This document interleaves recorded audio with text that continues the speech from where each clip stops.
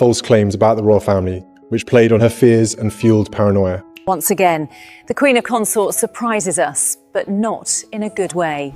There are decisions that don't shake a nation with the cheers of the crowd, but with the silence behind closed doors.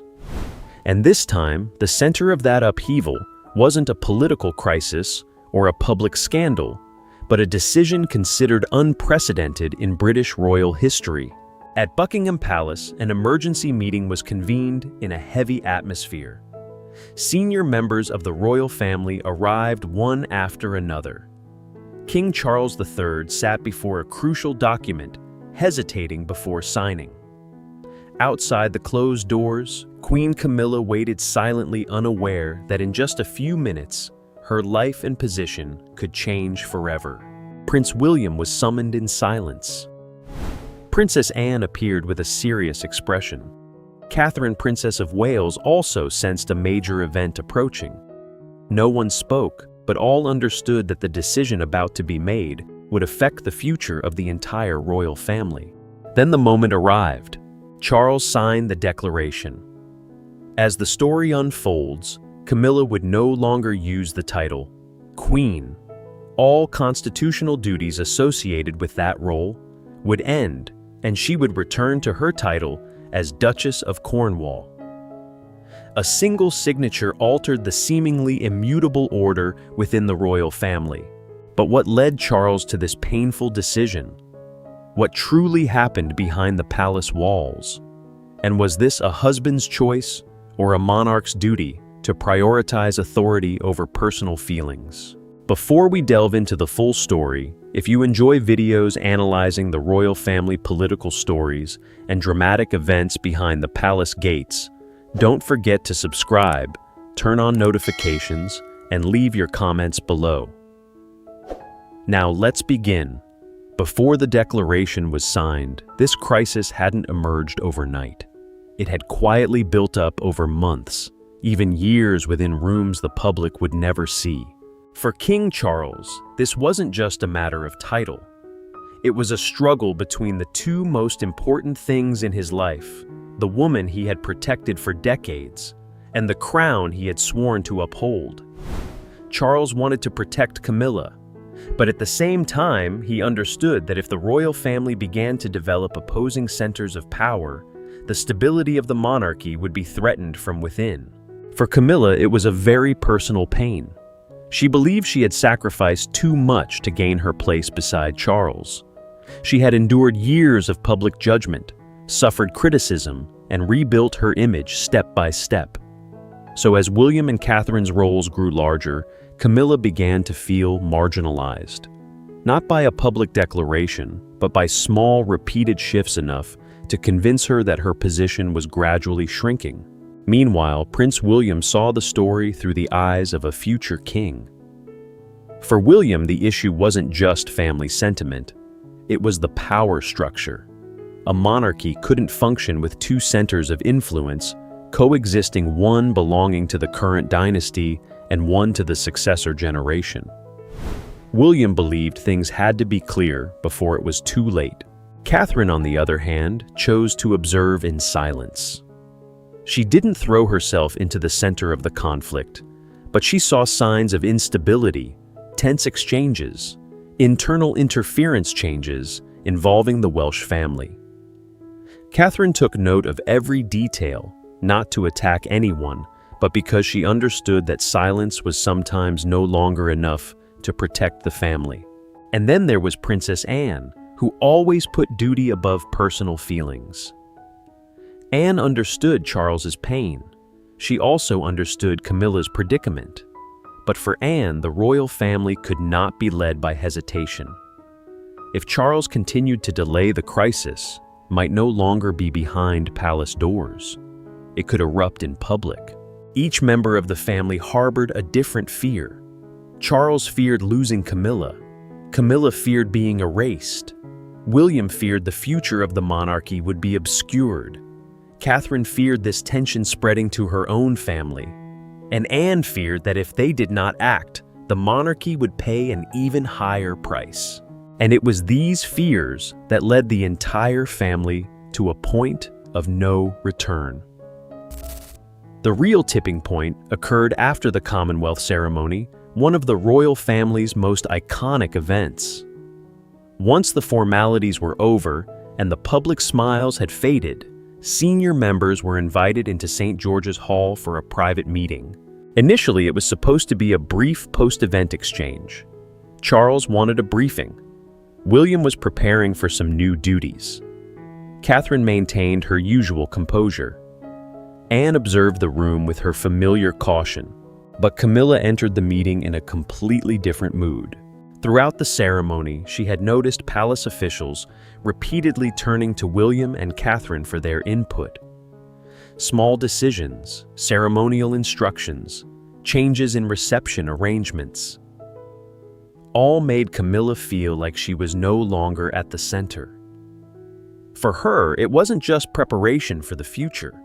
It was a silent process of pushing her out of power while Charles was still in power. And in that private room, Camilla spoke up. She felt that William and Catherine were being given too much preferential treatment. She felt excluded from the decision-making process within her husband's reign. What had once been just a feeling of unease had now turned into a direct protest. Then Camilla made her demands clear. She wanted the final say on future Commonwealth duties. Not only that, she wanted more control over the ceremonial activities of the royal family. Charles immediately refused. He explained that William needed to begin taking on more responsibilities. As heir to the throne, William had to be prepared for his future role. The duties being transferred were not meant to offend Camilla, but to ensure the stability of the monarchy in the future. But Camilla did not accept that explanation. In front of Charles and everyone present, she accused William of building a secret court, a separate center of power operating parallel to the current king. She claimed William was secretly undermining Charles's position before his reign ended. The room instantly changed. The silence was no longer mere politeness. It became a sign of a boundary having been crossed. William remained silent, but that silence carried a warning. Catherine did not intervene, but she understood that what had just happened would not be easily overlooked. Anne looked at Charles as if waiting for him to finally confront what the family had avoided for too long. Charles asked Camilla to retract her words. He wanted to end the argument before it went any further. But Camilla closed the file in front of her, looked him straight in the eye, and declared that she would not allow herself to be treated as a temporary figurehead while his son prepared to replace both of them. Charles demanded that Camilla retract her statement. He wanted to end the argument before it escalated further.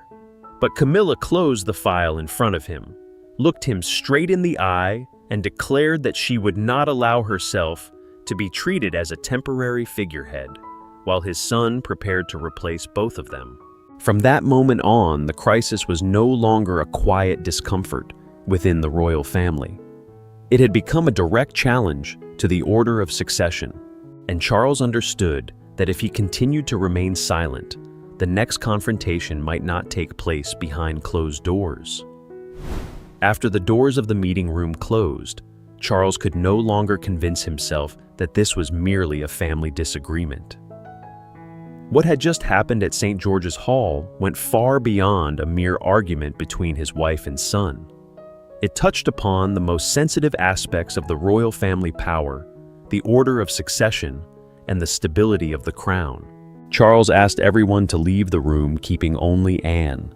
In that private moment, the king was no longer the man trying to protect his marriage with silence.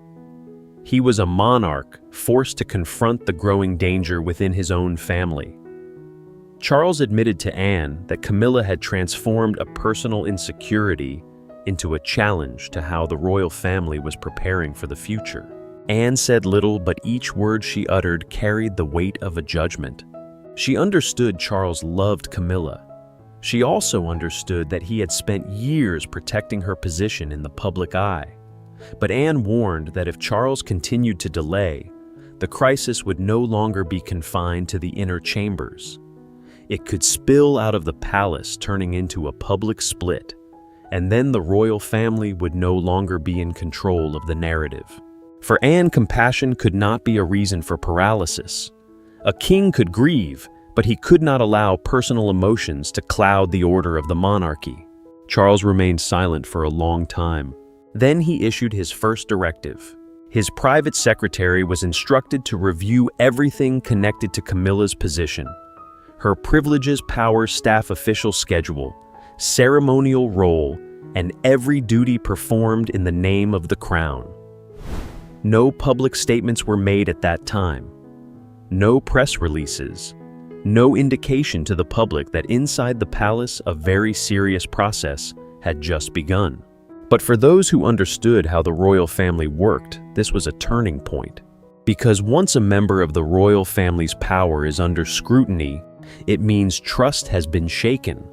And when trust in the palace is shaken, every title, every privilege, every position once considered secure can be put on the table again. Charles didn't want to exile Camilla. He didn't want to humiliate the woman he had chosen. But after that meeting, he couldn't continue to pretend that everything was under control. The review process began in silence, and that silence was the most terrifying thing, because it showed that Charles was no longer reacting emotionally. He had begun to act like a king. After learning that her privileges and powers were being scrutinized, Camilla refused to accept explanations from her secretary or palace advisors. She demanded to meet Charles in person. If he truly intended to change her position, she wanted him to say it to her face. The meeting took place in the king's private drawing room. No advisors, no intermediaries, no one to mediate between them. Just Charles, Camilla, and an unsigned proclamation on the table before them. Charles entered, hoping there was still a path to compromise. He proposed that Camilla retain her title but relinquish some of the power related to personnel ceremony and internal royal decisions. In this way, outwardly, unity would still be visible. The public would still see Camilla alongside Charles. But internally, the contentious power would be curtailed to protect the order of the monarchy. Camilla read the proposal in silence. Then she rejected it. To her, a title that no longer held any influence was nothing more than an empty shell. If she was still called queen but had no voice, no real role, no power to influence important decisions, then it would only turn her into a decorative symbol in her own life. Charles tried to remain calm, but this time he wasn't speaking solely of emotion. He opened the documents prepared after the meeting at St. George's Hall. They contained notes showing that Camilla's office had interfered in matters concerning personnel ceremonies and the working groups of William and Catherine. According to those documents, instructions had been given to staff to bypass the Welsh group and report directly to Camilla's office. For Charles, this was the moment all suspicion turned into proof. It was no longer William's unease, nor was it just Anne's anxiety or Catherine's private notes. It became a matter of power. Camilla looked at the papers before her. For a few seconds, she said nothing. Then she slowly removed her wedding ring. She placed it down beside the unsigned declaration. That moment weighed more heavily than any shouting. It wasn't just an angry gesture. It was a reminder to Charles that behind all the titles, all the ceremonies, and all the royal documents, they were still husband and wife. They had weathered years of judgment, years of criticism, years of striving for public acceptance. But then, Camilla put the ring back on. She made it clear that she was still Charles's wife.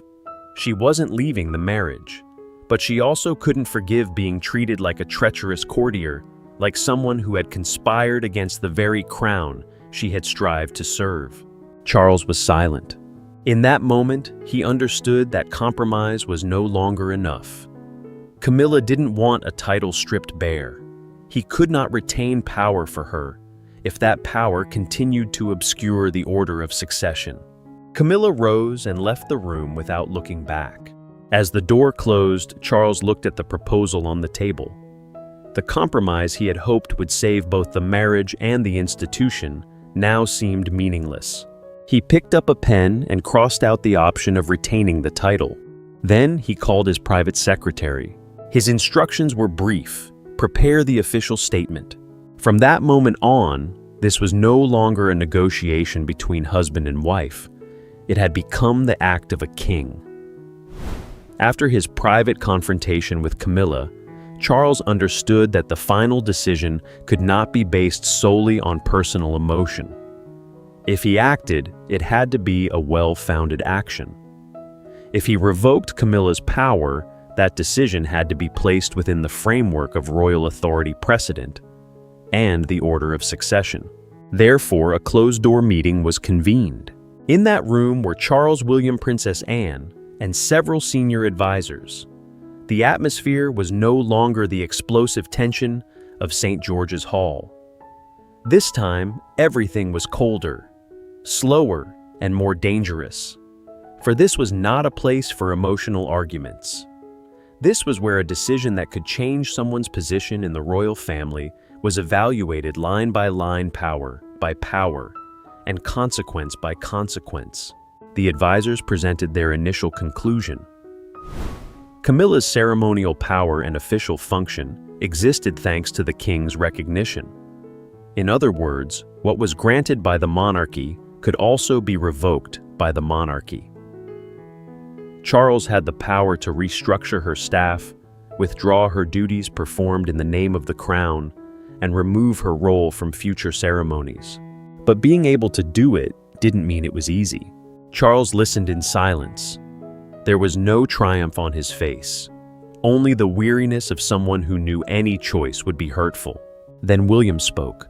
As heir, William didn't see it as a personal dispute between his father and Camilla. He saw it as a threat to the future of the monarchy. According to William, two centers of power around the throne couldn't coexist. If the staff didn't know who to listen to, if ceremonies were interfered with from multiple sides, if current and future power clashed, then the next reign would be poisoned before it even began. William said that the future had to be protected. Those words weren't easy to say, for these were not merely the advice of an heir to the king. They were also the judgment of a daughter on her father's marriage. Anne did not allow the room to turn this decision into a cold act. She asked a question no one could avoid: were they protecting the monarchy or punishing Camilla? That question made the atmosphere in the room heavy. Anne understood better than anyone that duty could not be turned into cruelty. If the royal family had to act, that action had to be limited. Camilla could not be humiliated. She could not be exiled. The public could not see a woman completely erased from Charles's life because of an internal crisis. Then Catherine's notes were brought out. Catherine was not present in the room to accuse anyone, but what she had recorded over time became crucial evidence. Records show that the interference involving the Welsh family ceremonial arrangements, personnel, and internal workings was not an isolated incident. It was a long, recurring, and increasingly uncontrollable chain of conflicts. This led the meeting to the final conclusion: this was no longer a matter of wounded feelings. It was a systemic problem. Charles finally made his decision. Camilla's official powers would be revoked. Her constitutional and ceremonial role associated with the title Queen would end. Her staff and schedule would be restructured. Her duties would be transferred to other members of the royal family. But Charles also set a clear line. Camilla would retain her private residence, personal protection, financial rights, and her position as his wife. She might lose her queenly power, but he wouldn't allow this decision to become the erasure of her from his life. Anne accepted that limit. William accepted it too. For in that moment, everyone understood that the royal family wasn't just trying to handle a crisis. They were trying to preserve the last shred of dignity for all those hurt by it. Charles chose to protect the crown, but he also tried to keep the woman by his side from being crushed by that very decision. When the closed council meeting concluded, there was no room for hesitation. The decision had been made. All that remained was a final signature to make it happen. Charles sat before the proclamation for a long time. It wasn't just an administrative document. It was the end of a role he had spent years defending. He understood that once the pen touched the page, there would be no turning back. Finally, Charles signed. Just one signature. But for the royal family, it ushered in an entirely different era. That very day, the palace apparatus began to change. The official schedule was rewritten. Events once bearing Camilla's name were transferred to other members of the royal family. Her constitutional and ceremonial duties were reassigned. Within the palace's administrative system, the title Queen, alongside Camilla's name, gradually disappeared from official document schedules and records. There was no ceremony to mark the change. No bells rang, no speeches. Only a series of changes unfolded in silence, and that very silence made everything even more painful. The most haunting moment didn't happen in front of the media cameras, but in the very hallway where Camilla used to work. An employee carrying a screwdriver approached the door of her office. He carefully removed the old title plaque from the wall. The soft metallic clang echoed in the quiet hallway. It was just a plaque, but for Camilla, it symbolized the entire journey she had sacrificed to gain recognition. As the employee prepared to put the plaque away, Camilla spoke softly. She didn't ask to retain the title. She didn't ask for the decision to be overturned.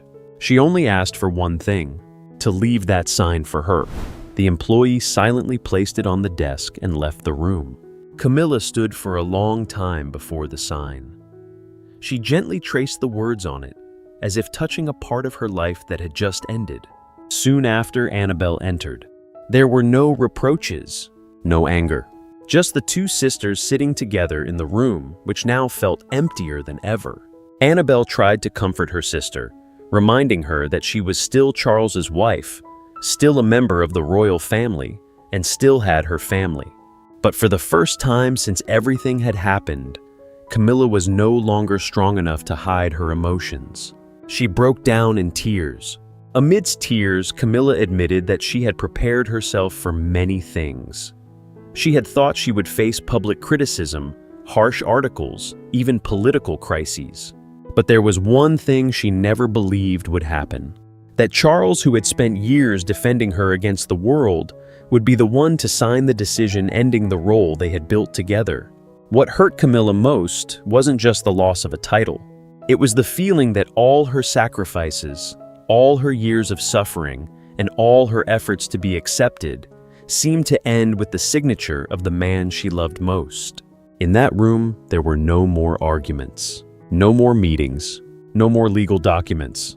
Only one woman remained sitting silently before her old job title, trying to accept that from this moment on, her life would never be the same again. After the official declaration was issued, all changes within the royal family seemed settled. Titles changed, power was redistributed, and the palace apparatus began to operate in a new order. However, one meeting never took place, not between Charles and Camilla, but between Camilla and William, two people who stood on opposite sides of the crisis. Before the meeting was arranged, William proactively sent Camilla a handwritten letter. The letter was short, nor did it attempt to justify his decision. He acknowledged that losing his role and title was undoubtedly an irreplaceable pain. William wrote that he understood the years Camilla had endured, to stand by Charles the sacrifices and pressures she had faced in public. However, throughout the letter, William offered no apology. He did not apologize for supporting Charles's decision, believing he had done what was necessary to protect the future of the monarchy. A few days later, the two met in a small library at Clarence House. There were no secretaries, no advisors, and no other members of the royal family present. This was their first time facing each other without the constraints of formality or public responsibility. Camilla broke the silence. She looked directly at William and asked the question that had been bothering her for so long. From the beginning, did you always want to remove me from the royal family? William did not answer immediately. After a few seconds of thought, he calmly stated that he had never opposed the marriage between Charles and Camilla. It was his father's choice, and he had accepted it years earlier. What he opposed was never Camilla herself, but the existence of two centers of power within the same institution. According to William, if important decisions were dominated by numerous different offices, and if staff didn't know who to report to, the stability of the royal family would soon be compromised. These explanations left Camilla speechless. After a long silence, she admitted that her actions weren't entirely driven by ambition. What she feared most was that one day, Catherine would gradually replace her role, and she herself would disappear from the royal family as if she had never existed. It was this fear of being forgotten that drove her to cling to power longer than necessary. William didn't deny her feelings. He said he understood Camilla's concerns and didn't deny the sacrifices she had made for Charles over the years.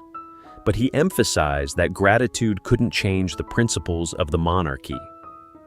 The future of the monarchy could only be stable when power was clearly defined and there were no overlaps. The conversation gradually calmed down. Camilla understood that Charles's decision would not change, and she did not want to prolong the family rift. She agreed not to object to the official declaration.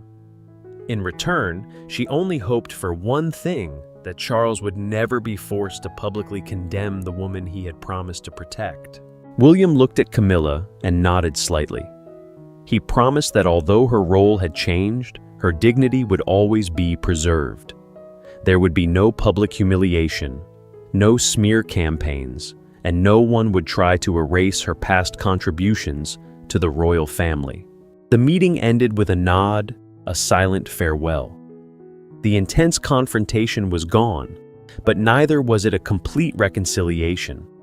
It was a moment when both accepted that the past could not be changed, and the future could only continue if each knew when to stop. This belated understanding closed the long-standing crisis and paved the way for the royal family to enter a new phase. When the official announcement was made, the palace gates could no longer keep the secrets within. Within hours, the news spread throughout England. Television stations broadcast special news reports.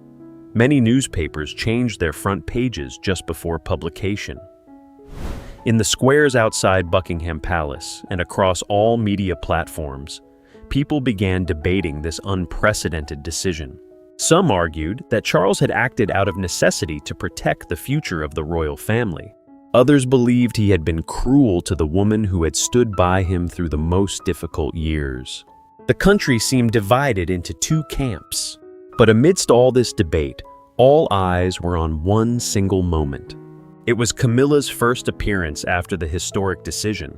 She emerged from the palace in a more casual outfit than usual. The title queen was no longer used. The symbols that once represented her position had vanished. Camilla walked silently half a step behind Charles. That distance was small, but for those who followed the royal family, it meant a great deal. It showed that her role had changed. It also marked a new chapter in the history of the Windsor family. As they approached the waiting car, Charles suddenly stopped. He turned, silently extended his hand towards Camilla. No speech, no explanation, just a small gesture. Camilla looked at him for a few seconds, then gently placed her hand in Charles's.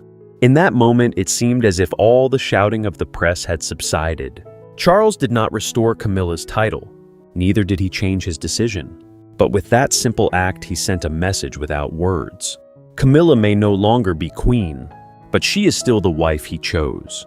It was also the first time since the crisis began that the people saw them together not as a king and queen, but as a couple trying to move forward after the greatest event in their marriage.